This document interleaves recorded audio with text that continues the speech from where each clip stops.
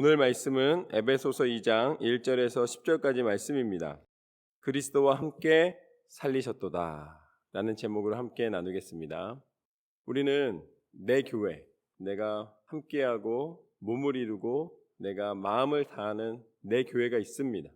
그래도 내 교회가 부흥하기를 원합니다. 그런데 부흥하기 위해서 무엇을 해야 되는가? 내 교회가 부흥하는 교회, 생명력 있는 교회, 하나님을 기쁘시게 해드리는 교회가 되기 위해서 필요한 것은 무엇일까? 나는 어떤 역할을 해야 되고 또 교회를 통해서 내가 무엇을 기대해야 되는가? 그것에 대해서 나와 있는 것이 바로 에베소서 말씀입니다. 1절 말씀부터 보면 이렇게 나와 있습니다. 그는 허물과 죄로 죽었던 나를 살리셨도다. 그때에 너희는 그 가운데에서 행하여 이 세상 풍조를 따르고 공중의 권세 잡은 자를 따랐으니 곧 지금 불순종의 아들들 가운데서 역사하는 영이라. 전에는 우리가 다 그 가운데서 우리의 육체의 욕심을 따라 지내며 육체의 마음에 원하는 것을 하여 다른 이들과 같이 본질상 진노의 자녀이더니 긍휼이 풍성하신 하나님이 우리를 사랑하신 그 큰 사랑을 인하여 허물로 죽은 우리를 그리스도와 함께 살리셨고 너희는 은혜로 구원을 받은 것이라. 이것이 바로 하나님이 교회를 통하여서 우리 가운데 세우신 하나님의 약속이며 하나님의 은혜입니다. 우리가 하나님의 교회에 나오는 것은 어떤 증거가 되냐면 우리의 소속이 바뀌게 되는 거예요. 우리는 본질상 누구라고 나와 있습니까? 본질상 진노의 자식이었다라는 것이에요. 본질상 진노의 자식이라는 것은 하나님의 자녀된 권세를 누리는 사람이 아니라 세상의 육체의 욕심에 따라 세상의 영에 속하고 세상의 영을 따르고 세상에서 만족을 누리던 사람이었다. 그도 그럴 것이 우리를 즐겁게 하는 것이 무엇인가를 생각해 보면은 우리가 영적인 즐거움보다 세상적인 즐거움에서 만족을 누리기를 원하는 내 안에 아주 강한 욕구가 있음을 발견하게 됩니다. 남이 잘 되면 나도 그거 하고 싶고 나도 그거 누리고 싶고 나도 그거 가지고 싶은 거예요. 그런데 세상에 속해 있는 것은 오늘 말씀에 세상 풍조라고 분명히 말씀하셨고 세상 풍조는 공중권세 잡은 자가 주관하고 있다라고 말씀에서 가르쳐 주고 계십니다. 세상에 속한 사람은 결국 어둠의 영, 사단의 꿰매에 빠지게 되는 거예요. 그래서 그 속에서 방황할 수밖에 없습니다. 그러나 하나님은 우리에게 무엇을 예비해 주셨는가? 긍휼이 풍성하신 하나님이 우리를 사랑하사 허물로 죽을 수밖에 없는 우리를 하나님의 은혜의 반석 가운데 인도해 주셨습니다. 그것이 바로 하나님께서 우리 가운데 허락하여 주신 교회이며 교회를 통해서 하나님은 우리가 하나님의 자녀된 증거를 삼아 주신 것입니다. 그런데 그것은 어떻게 되는가? 내가 자격이 있어서 되는 것이 아니라 온전히 하나님의 은혜 가운데 믿는 믿음으로 허락하신 능력입니다. 그게 교회의 본질이에요. 교회의 능력은 무엇이냐면 교회의 능력은 긍휼이 풍성하신 하나님이 은혜 가운데 믿음으로 이루신 하나님의 구원의 증거입니다. 그게 교회예요. 그렇기 때문에 능력 있는 교회는 어떤 교회입니까? 내가 자랑할 만한 교회, 내 교회. 내가 정말 사랑하고 내가 세상 가운데 나가서 전하고 싶은 교회는 어떤 교회예요? 건물이 번듯한 교회? 아니면은 사람이 많아가지고서는 이제 힘이 있는 교회? 헌금이 많이 들어와서 뭘 하든지 간에 남들이 다른 데서 못하는 일을 막 하는 교회? 아닙니다. 하나님이 보시는 교회는 무엇이냐면 하나님의 은혜와 긍휼이 나타나는 교회입니다. 그러니까 크냐 작으냐가 아니라 그 교회 가운데 얼마나 하나님을 사랑하고 얼마나 하나님의 은혜를 누리고 그 은혜를 나누는가, 그것이 하나님의 교회의 척도예요. 하나님의 은혜가 충만한 교회 되기를 소망합니다. 그게 하나님의 증거가 나타나는 교회입니다. 하나님은 우리를 위하여서 교회의 머리로 예수님을 보내주셨고 우리가 교회의 몸을 이루게 만들어 주셨습니다. 그래서 6절과 7절 말씀을 보면은 이렇게 나와 있습니다. 또 함께 일으키사 그리스도 예수 안에서 함께 하늘에 앉히시니 이는 그리스도 예수 안에서 우리에게 자비하심으로써 그 은혜의 지극히 풍성함을 오는 여러 세대에 나타내려 하심이라. 하나님을 잘 믿는 교회는 세대를 거쳐서 부모와 자녀와 그 모든 세대가 함께 하나님의 뜻을 쫓아 끊임없이 멈추지 않고 하나님 앞에 영광 돌려드리는 교회입니다. 그렇기 때문에 나만 신앙생활 잘하면 된다 이게 아니라 나의 자녀 세대가 하나님 앞에 온전히 드려지는 것으로 하나님의 교회가 끊임없이 하나님 앞에 영광 돌려드리는 것이 바로 하나님의 계획하심입니다. 그런데 거기서 어떤 계획을 통해서 그걸 이루셨냐면 예수님이 생명 가운데 일어나심으로 그 일을 이루시는 거예요. 내가 능력 가운데 내가 계획하고 내가 좋은 프로그램을 만들고 내가 좋은 것을 가르쳐서 되는 것이 아니라 예수 그리스도께서 다시 살아나심으로 그 일을 이미 이루셨습니다. 교회의 능력은 예수님의 부활과 더불어 그 부활의 능력 속에 하나님의 은혜 가운데 우리에게 이미 허락된 것입니다.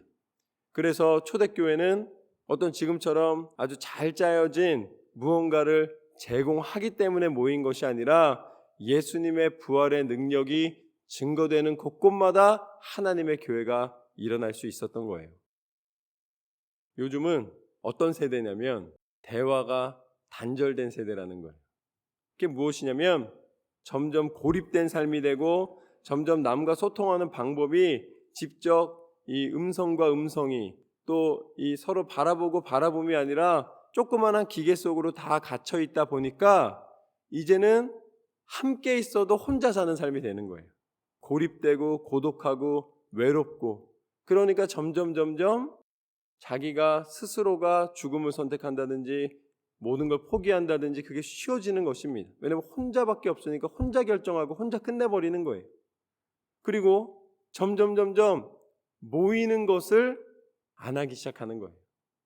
그러니까 결국은 교회의 가치가 없어지기 시작하는 것입니다.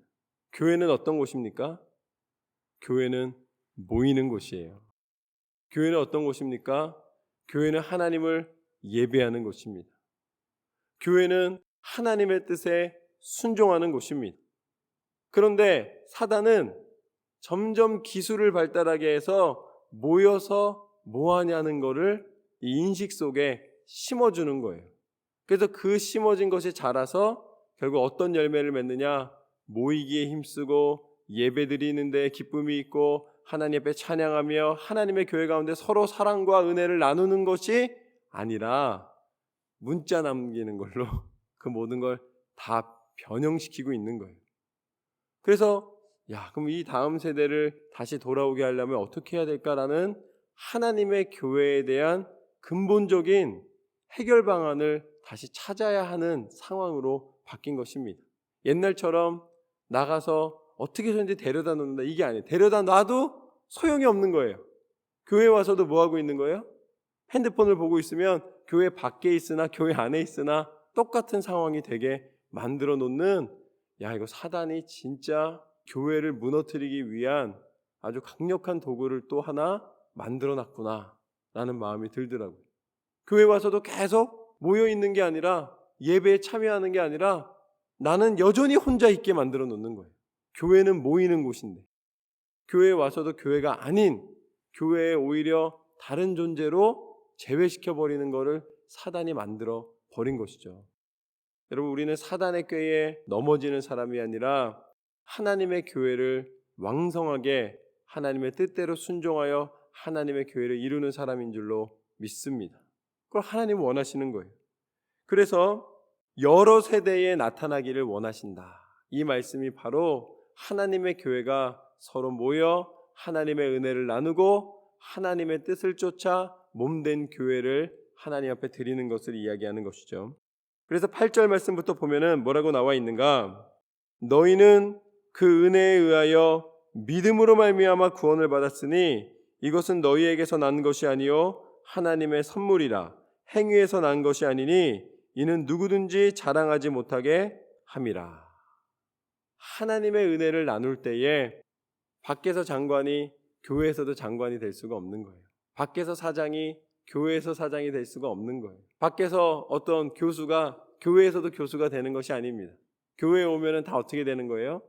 교회에 오면은 한 형제와 자매가 되는 것입니다.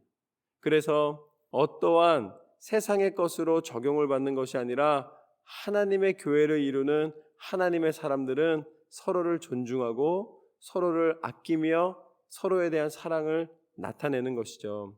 왜냐하면 내가 가지고 있는 능력으로 내가 구원을 받았고 내가 가지고 있는 자격으로 내가 하나님의 뜻을 증거하는 것이 아니라 하나님의 것을 전하는 것이고 하나님의 것을 누리는 것이고 하나님의 것을 통하여서 하나님의 역사를 증거하는 것이기 때문에 이제는 내가 자랑할 것이 없노라. 우리가 자랑할 것이 있다면 그것을 허락하신 예수 그리스도의 이름의 권세만이 우리의 자랑인 줄로 믿습니다. 우리가 아직 죄인 되었을 때에, 우리가 연약하였을 때에, 우리 스스로가 할 수 없을 때에 하나님은 그것을 긍휼히 여기시사 우리 가운데 하나님의 은혜를 허락하여 주셨습니다. 구원의 은혜를 허락하여 주셨는데 그 구원의 은혜의 증거가 바로 예수 그리스도이십니다.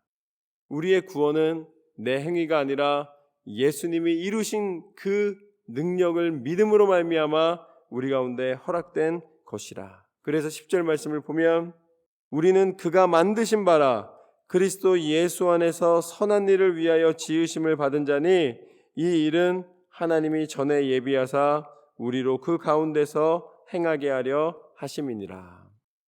우리가 선한 일을 해도 그것은 바로 예수 그리스도께서 행하신 일을 증거하는 것이지 내 것을 나타내는 것이 아니다 라는 것을 분명히 알고 무엇을 하든지 예수 그리스도 이름의 권세를 증거하는 삶이 되어야 될 줄로 믿습니다.